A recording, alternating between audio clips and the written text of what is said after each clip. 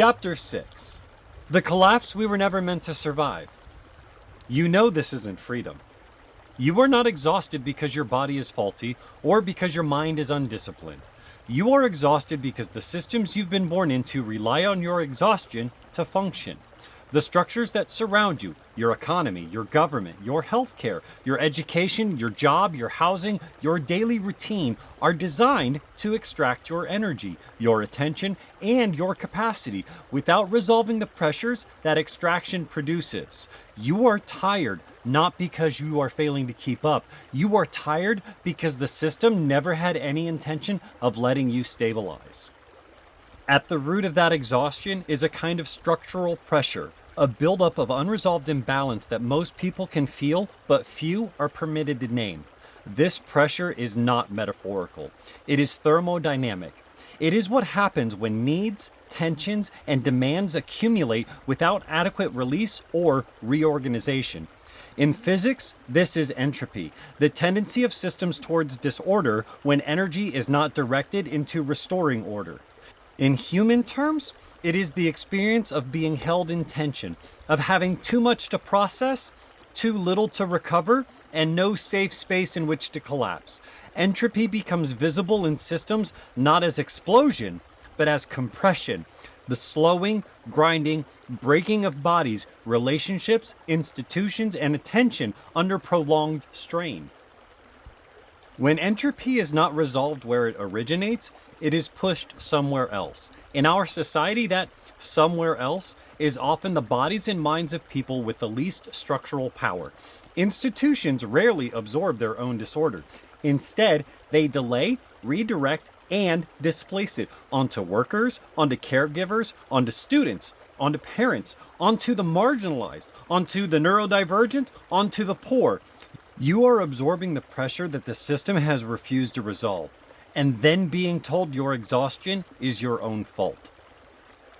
You are expected to move faster than your emotions can process. You are required to act with clarity in environments that deny you feedback. You are asked to sacrifice your time, your rest, your attention, your physical health, and your emotional well-being to systems that do not offer anything structurally sustaining in return. This is not a flaw in the design. It is the design. You are not living within a malfunctioning system. You are living within one that allocates collapse as a survival mechanism. The core distortion is in how systems handle pacing, the rate at which people are allowed to rest, recover, adapt, or reorganize. Every person has a natural pacing rhythm, a range within which their cognitive and emotional stability can be maintained without being overwhelmed. But modern institutions do not account for individual pacing. They impose a single rhythm based on productivity and control. This mismatch forces people to live outside their pacing threshold for years at a time. And when collapse finally happens through burnout, illness, withdrawal, or breakdown, it is treated not as a systemic signal, but as a personal failure. This has become so normalized that it is now mistaken for human nature. But what is being called human limitation is in fact the result of recursive misalignment. Recursion is the process by which systems regenerate themselves through feedback. In a healthy system, energy and information are processed, adapted, and returned to the whole in an integrated form. When recursion is blocked, when people are denied the ability to process what has happened to them and reorganize accordingly, collapse begins to stack inwards. The mind fractures, the body weakens, the identity loses coherence. And all the while, the system that created the overload continues on, unchanged. Every major structure you interact with is designed around the suppression of feedback. Schools penalize students who diverge from the pacing model, even if that divergence is adaptive. Workplaces reward compliance over coherence. Bureaucracies make you prove collapse instead of preventing it. Healthcare systems treat symptoms while deferring the conditions that produce them. Law enforces uniformity even when harm comes from the mismatch between a rule and the context in which it is applied. You are expected to endure these mismatches indefinitely. If you object, you are labeled difficult. If you break, you are pathologized. If you collapse, you are punished or left behind. In each case, the system preserves itself by denying your internal structure and forcing you to simulate coherence under threat. This simulation of coherence is not sustainable. It leads to burnout cycles that repeat without repair. It creates intergenerational trauma by embedding delay into family systems. It makes communities reactive instead of resilient, and it gives rise to a politics that cannot respond to collapse except through spectacle or control.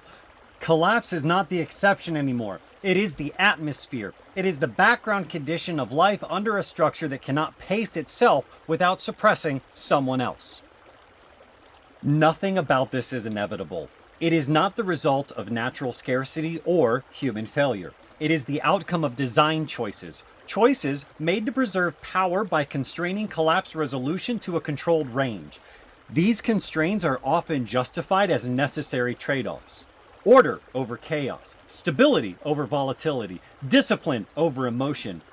But these are not trade-offs. They are disguises. And what they disguise is the core fact that human life has been forced to carry collapse that should have been resolved at the structural level. This document does not propose a new ideology or political party. It does not seek your belief or allegiance. Its only goal is to clarify the conditions under which human systems can exist without displacing collapse onto others. This requires more than reform. It requires the rejection of any system that cannot pace itself without using you as a buffer. From here, we will examine what happens when systems fail to collapse where they should. We will examine how law, governance, justice, media, and the economy have come to depend on entropy misplacement to survive, and we will identify the structural principles by which collapse can be resolved early, fairly, and without coercion, through feedback, pacing integrity, and boundary consent. The world you live in is not sustainable, but it is not hopeless either. What comes next is not restoration of the past, it is construction of a new recursion, one that does not survive by consuming the people inside of it.